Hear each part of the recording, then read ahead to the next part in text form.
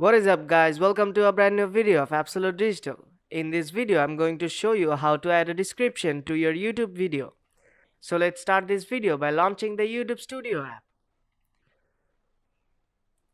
Prior to moving forward, let me tell you, you cannot do this from the YouTube app. You have to do this from the YouTube Studio app, and you can easily find this app on Google Play Store and Apple App Store. When the app is launched, tap on three bars on top left corner and then tap on videos. Now tap on the video you want to add description to. Then tap on the pencil icon at the top of the screen. Now tap on add description. And now write a description of this video. When you are done, tap on the arrow icon on top left corner. Then tap save on top right corner.